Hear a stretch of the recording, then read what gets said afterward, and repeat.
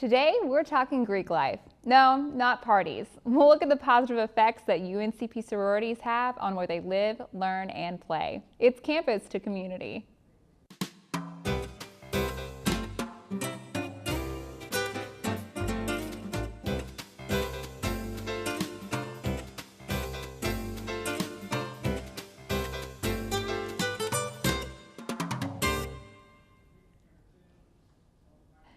Welcome back to Campus to Community. Thanks for joining me today. I'm Hannah Baggott Anderson, Lecturer of English and Literacy Commons Faculty Fellow. With me today to talk about her sorority and her personal work on campus is Christen Bass, Student Assistant of the Office of Diversity and Inclusion and Assistant Secretary and Keeper of Peace of Zeta Phi Beta, Pi Lambda Chapter. Thanks for joining us today, Chris. Thank you. I'm so happy to be here. Right, I know that was a long way to introduce you because you do so much here on campus, but we're excited to talk about it today. But to start us off, how long have you been a student here at UNCP, and what's your major? I've been a student here for 4 years. I'm double majoring in psychology and Spanish. So. Wow. It's a big thing. So are you graduating then very soon? I'm graduating next May, so I'm super excited about that. And with a double major, trying to balance them, it takes some time. Yeah. Some time to finally get a balance, but I feel like I've finally found a flow that helps me get the things that I have wanting to do in the community and in my organizations and getting my work done so that I can graduate at the time that I feel is ideal. Excellent. I love that plan, and I'm happy to be keeping you for another year. I will ask you now then, will you tell us a little bit about these big important positions you hold on campus? How'd you get into those? Okay, so my freshman year, I didn't do that much on campus, so I kind of was just sitting back, observing, trying to get to know the environment and things that there were to do at UNCP. I did do some service events with the Care Resource Center, and there was the Martin Luther King Jr. Day, where they do a service event, just kind of everybody goes out in the community and does things for that certain day, just kind of to say that, okay, Martin did a lot in the community, so let's spend this day just for service. But then my sophomore year, I started learning about Greek life. I got more involved with the Office of Diversity and Inclusion, and I started to see different things on campus that I could possibly like. I did come out to some AAUW events, and I learned about NCNW, so some other female-based groups on campus. And I actually was involved with Brother to Brother, so it's a male-based campus, but they did allow for females to be there, so everybody was kind of like, ah, but they kind of got accustomed to seeing a female face in all their meetings. So yes. It was good to learn about the different things that there was to do on campus. So some students come to me and they're like, I'm so bored. I'm like, point out bored to me because I just want to take a nap sometimes. Yeah. But I know that so much to do. A lot of the things that we do on campus I feel is really important, and it brings out a lot of the students so that they can learn about the different opportunities, not just on campus, but the different opportunities they can have when they go out into the world. So I know for myself, I feel prepared and to go out in the real world with the things that we have to do as far as my job and the field that I want to go into. Great. So specifically thinking about what you do in the Office of Diversity and Inclusion, you work there, yeah? So what does that work look like for you, on a weekly basis? So it's a very family-oriented office, though Dr. Cannon, he will be on me sometimes like, Christen, make sure you get that work done now. I sent you about 70 emails. So over there, for the most part, each month, though, the main things that we do have different events throughout the year, and it's not for a certain time, but we have boards out there each month, so we have Black History Month and we have International Women's Month. So we'll put boards up with information about certain topics that they might be discussing or things that revolve around the theme of the month. And we'll just kind of decorate the board in a nice jazzy little way so that people can walk by in this building in Old Main and see the different things that are happening throughout the month. And we'll post up the flyers and things too so that people know how they can get involved on campus. We also have a lot of different events just geared strictly towards different diversities on campus. So we have a white male focus group. We have, we'll also collaborate with other organizations like AAUW. We'll collaborate with the different Greeks on campus to pull together events this month we're going to have karaoke. So it's going to be karaoke and it's just for women. Just come out and you sing your favorite female artists. So we're partnering with AAUW, we're partnering with Sigma Gamma Rho and other organizations so that we can kind of bond with them and like just get people in the community to come out and celebrate these different months. And I know that ODI has a big impact on the things that we do on campus. So we have OLE in the office, which is Organización de la Lengua Española. So that's housed over there, and we have Spectrum. So they advocate for LGBTQ+ rights. So the office houses all of those, and so people can just come out there and learn about the different diversities on campus. I know for us a lot, we try to like switch it up sometimes. We don't want to keep having the same events, but I know that the Social Justice Symposium is something that we do yearly. Right. So it won't be the same topic. We'll try to talk about different things that are happening as far as like social justice issues. So I know that when they had the bathroom law come out, we had our social justice symposium geared around that. And that, just to clarify for our viewers, you're talking about HB2 specifically, right? Yes, a lot of people didn't really understand the impact that the bathroom law was going to have on people in the community, and they didn't understand a lot of like the language behind it. They just thought it was just, oh, you can't use the bathroom, but it was a lot more behind that. So we had people come out and break it down so they can understand, like, this is how it's going to impact you and how it's going to impact the people around you. So right, I think that's important to kind of point out that ODI, the Office of Diversity and Inclusion, does a lot not only with student organizations, but with kind of bigger social issues that do impact our community, like locally, statewide, and nationally, right? Yes, and I appreciate it. We're going to a Latinx conference, so we do those things too. We try to go out and bring information in for the UNCP community that a lot of people who don't work in there, they don't get the opportunity to do that. So we try to like gear it towards like bringing students together so that they can learn about the different diversities. In the ODI, we also have like brave dialogues. So it's really just any topic that we want to do, and it'll be on Wednesdays and at 3 p.m. in the UC most times. And we'll just talk about different things that we have going on in there. So I know the most recent one was about Zora Neale Hurston and the legacy that she left behind. And it was really great. I enjoyed it. And she's also a member of my sorority. So oh, perfect. A little biased there. I was like, this is the best one we've had all year. With that, Chris, let me ask you, like, what a great transition to talk about your sorority, right? So let's pull it in, because I know for me, before I started learning about Greek life at UNCP, I will say I was a little bit like biased in terms of being like, oh, they just party, like it's all just to hang out, and they don't really care about, you know, other stuff that's going on. But I have been corrected in things that I've been involved in, not only with your sorority, but Greek life as a whole on campus. So tell us specifically about your sisterhood, your group, and what you all stand for and try to accomplish. Okay, so I love my sorority. Zeta Phi Beta Sorority Incorporated was founded January 16th, 1920 at Howard University. 1920, as we know, was the 20s was a time for women, really strong women, to come together.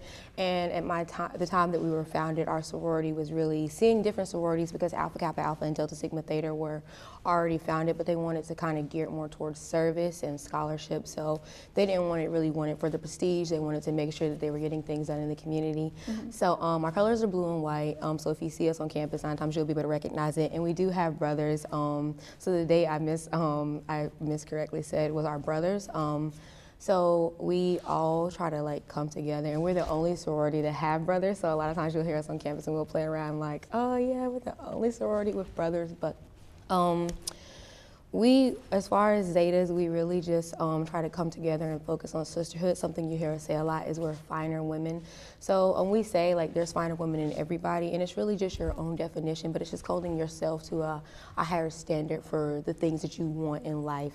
So not like slacking off, trying to make sure that whatever goals you have in mind, that you can get those accomplished. I know for my sorority on campus, we're actually having our Finer Womanhood Week this week. So it's just a week where we have a lot of different events kind of grilled towards like women on campus. So we're having our karaoke night, so that's more of a fun event. But we did have a financial literacy event just yesterday, and this Wednesday we're having a March of Dimes event to target women in pregnancy and the babies that they'll be having, so that they can have healthy pregnancies. Which is really good, because there's there's a lot of dangers that can come with women being pregnant, and some people don't know about it, so we just try to bring awareness to that at the tables and also take up funds so that they can have support, monetary support to the things that they want to do during their pregnancy. Yeah. I know that also my different titles that you said, so it's technically called the Phi Lector, but it's the keeper of peace. So mainly I go to the meetings and I make sure that we're just on task throughout the agenda, and assistant secretary. So I like my position more as assistant secretary because I don't really have to type because we have a secretary, and I'm not really like oh God, they're saying words. I have more of an opinion, but I can also move more fluidly within my chapter so that I can make sure that we're getting things done.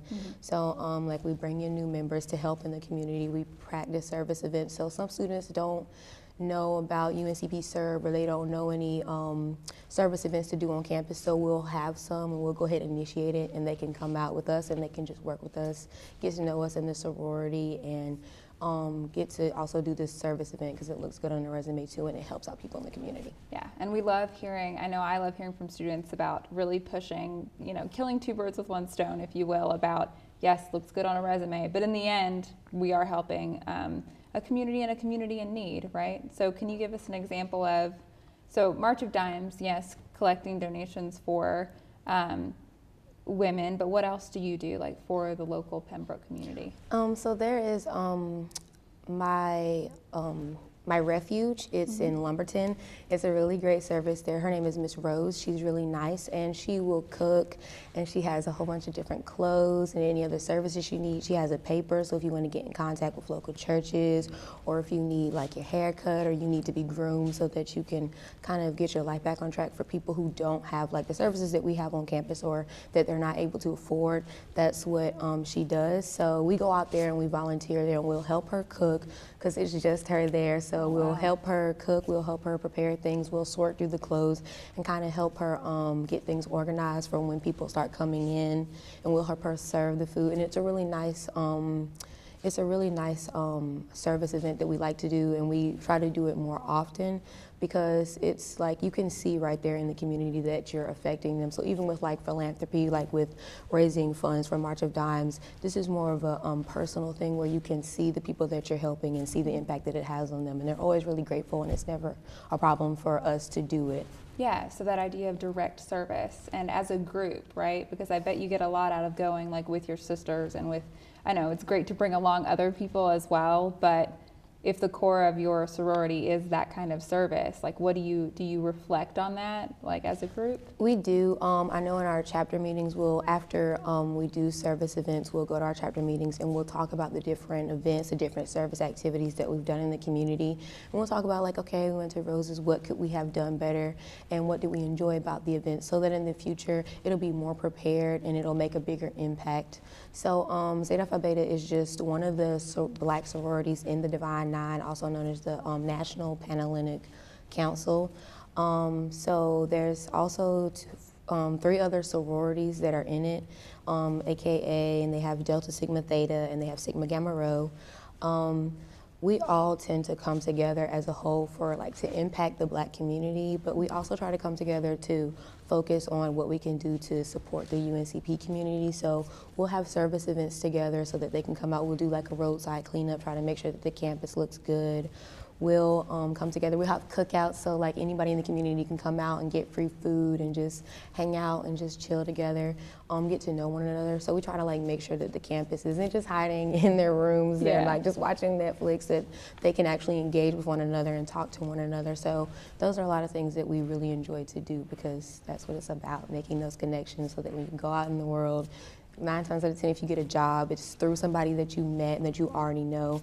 So it's like making sure that you're engaging on campus so that when you go out in the world, you feel prepared. Yeah, absolutely. And I love particularly that you bring up the fact that your sorority is like a black sisterhood, right? Because I feel like that's something that's not spoken about a lot. There's a lot of, I don't want to say secrecy around Greek life, but for someone that has been on the outside and doesn't know like how to assume which sororities do what or what groups they're particularly for, I think that it's important to know that and to know that you are particularly thinking about how to serve the black community here, like in Robeson County and on campus, right? that something you think about? We do think about that because I know that like a lot of people just want to stay strictly on campus, but we're in Robeson County, so we try to think like on a bigger scale, especially since the NPHC and Zeta Phi Beta as a sorority is much larger. And I know for us, we have graduate chapters, so they're older members and they kind of just like advise us and guide us throughout this process. And eventually we will graduate from the school and we will be in a graduate chapter, but they're more stable, they're older, they're wiser, so they can help us with things that we don't understand, or if we don't know somebody in the community, they can help us make those connections with the community better than we can just being students on campus. So it's good to have like that extra support from people who actually live in the community and they know the community and they can tell us like these are the needs that we don't get to see as far as like being on campus. They'll be like, hey, so how about you try to do this event, and then we can put it together for them. So it's nice to have that guidance. I know with Greek life there is some secrecy around it. I know for the Divine Nine specifically, it's more of a, they'll say discretion, but it's never like, I always try to tell people if you have any questions, like come to us and talk to us. I know that the NPHC just had a forum, so if students had any questions or anybody, if you're from another Greek fraternity or sorority, that you can come out, because it's different for each sorority, each fraternity is different the way that they do things. So it's like, you know, if you don't understand like anything about my sorority, if you don't understand anything about the NPHC, come on out and we'll answer any questions that you have. Yeah, I like knowing that, and I like the word choice of, what did you say, discretion rather than secrecy. Because at the end of the day, this is a big important thing that you're a part of, right? Like there's this history, you said since 1920, but Greek life in general has been around, I don't even know for how long, but a very long time, yes. Hundreds.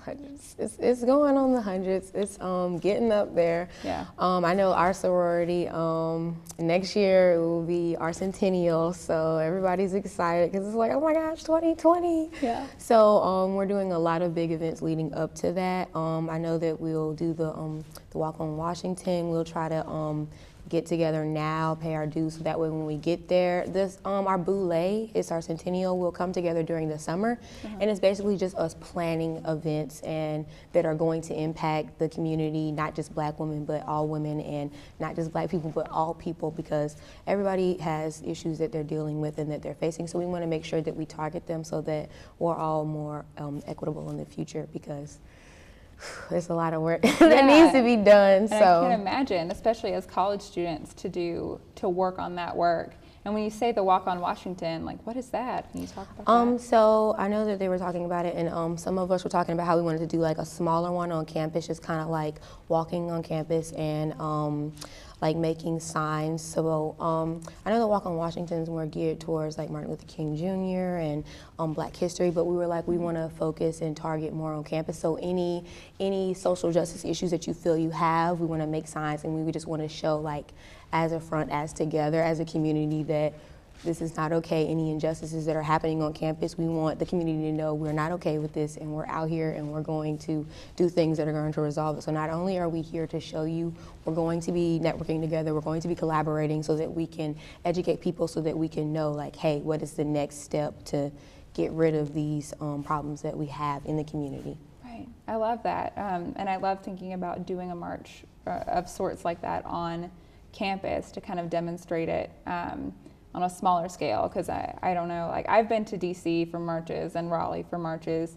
and they're big but also overwhelming. So I think starting small, you've got some thoughts on that, Chris? Yeah, I know it's kind of like how we're talking about the conferences, how we'll go out and we'll bring in the knowledge that we gain from different conferences and different experiences. So it's like if they can't go to them, we feel like we should try to pull it together and bring it to the campus, or get that experience here on campus so they can like have an awareness of the things that are happening on a larger scale, but just bring it to campus so that it's more specified and geared to this campus, because every campus has their own different things going on. So I know like it's not an HBCU, so they might have other things that they target, but this is a historically Native American college, so we want to try to bring it in. So it's just like, what can we do for this community as far as Native Americans? What can we do as far as UNCP, it being one of the most diverse campuses, and I don't think a lot of people know that.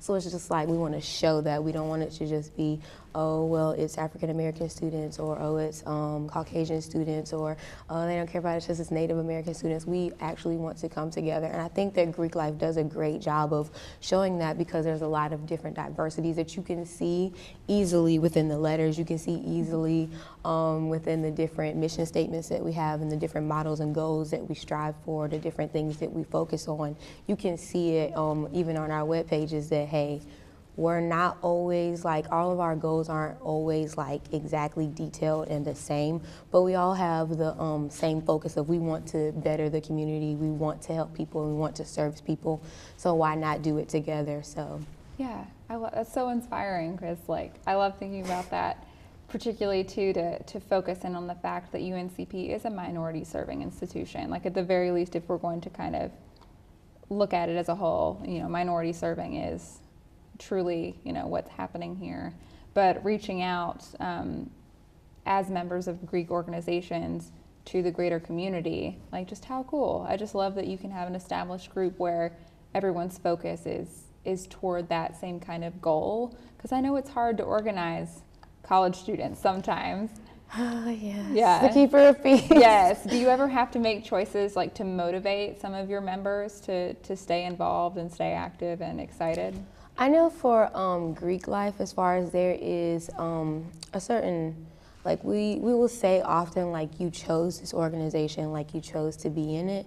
But a lot of times it's just like, sometimes you choose these orgs and you get in them when you're very young, or you get in them and you don't know that much about them, and you're like, oh dang, this might not be for me. So we try to bond, we try to get to know one another. So it's easier to say to your sister or to your brother, like, hey, what's going on? You haven't been in a meeting, or hey, how are you doing? We were trying to have an event. What do you think about this? If they're not as active, it's a lot easier to do that when you have that bond and you're doing things outside of just work, to say like, hey, we need you here. Why aren't you here? Or even still the standard of like, hey, you chose this Greek life, like, you're paying money, you're doing dues, you're coming to meetings, so you're gonna wanna be active in these organizations. You're gonna see the mission statement. I know for us, it's like a more serious thing of like, hey, like, during this time, like, Black people, we were being targeted, we were discrimination, there was prejudice, so it's just like, it's a more serious thing for us sometimes, I feel, of like, we need to do these things on campus, we need to bring awareness to social justice issues, we need to talk about women, we need to talk about the things that we need equal rights. So it's just like, we need to make sure we're out here in the community showing our face and doing these events so that people take us seriously, so that they know like, hey, like, we have a voice. So I know for Greek Life, for my organization, we try to be on campus, we try to do as many events, we try to collaborate and make sure that there's education, that people are knowing like your scholarship, studying tips, like we try to have a lot of different events so that we can target different people in the community, because some people, they're not gonna care about, scholarship. Even though they're in college, they're not gonna care that much about it. So let's do karaoke. Maybe they wanna do some fun time, they wanna come out of their room, but at the same token, let's have a study night so people can come out. We'll have some chips and stuff, it'll be great. Hey, if you don't know something, I know it, Spanish, like, come on out, we'll help you with Spanish. It's just trying to make sure that we're diverse. Even with the Office of Diversity and Inclusion, I definitely try to talk about that in my organization, because we take all different kinds of people. I think the stereotype for us is that it's just Black people, but it's not. Like, we encourage all women to be in our sorority. Sorry, men, you can't be in our sorority, but we try to make sure that everybody feels inclusive in our sorority, so that you're not just like in this sorority with all these sisters, but you feel alone. And I know sometimes that can happen as far as Greek life. So I just went to a conference in Indianapolis, and the knowledge that I gained there about Greek life, about how to make people feel like a sister in these organizations, it is key. So I'm very happy to be in this sorority where we're targeting these things, trying to make sure that people have these connections as far as business, but also bringing together and tying in this sisterhood, because sometimes you do have other organizations on campus, but it brings home like more of a home feeling of like, oh, I belong here. Yeah. Because sometimes organizations, they can be more focused on business. So it's kind of like the fun side, bringing out the the more just kind of like, okay, I've done the work, how can we just kind of relax and hang out and enjoy the work and the efforts that we've put in. Yeah, and I think that's so important to be able to do both or do it all, right? Because that's what's going to keep people from burning out on the good work. When they can get together and just like sing on your karaoke night this Thursday, which I've heard, so much about, and it's very well planned, and I'm excited for you all because I think it's going to be a fun one. I'm excited. We've had a karaoke night before, and I was like, we should try it again. And it's March, so let's like gear it towards women. Yeah. Like, come on. It's like Women's History Month, karaoke, perfect plan. So you say too, kind of one of my final, I think, important questions is thinking about the relationship between your work at the Office of Diversity and Inclusion and your work in your sorority. And I know you've kind of touched on it a little bit, but could you talk about that relationship for us? Definitely. So I know with the Office of Diversity and Inclusion, I worked there first, volunteered 2 years before I joined my sorority. So I kind of already had like in mind, like this is the work that I like to do. I like to learn about different people. I want to know how to relate to you. So it was a much easier transition when I got into Zeta because even though like, we might have the same skin color or we might not, at the end of the day, it's only like skin deep. So it's just like, how can I relate to you on a more personal level, and how can I take the things that I've learned in the Office of Diversity and Inclusion, like learning about making different boards and expressing this information in a way that people understand it, talking about LGBTQ+, talking about the different social justice issues so that when I come to my sorority, I can say, hey, we're going to put on these events. People are going to come out because we're in these organizations. What can we do, what I've learned in ODI, like what can I do to bring that into my org so that we can target these things, so that people in the community who sometimes see us as student leaders, what can we do to target them and so that they know about them as well, so that we're not just here like, okay, we have all these things, like what are we going to do with them now? Like we have to pull it together, we have to plan an event, we have to have a service program, we have to do something about these. We can't just have the knowledge and not do things about it.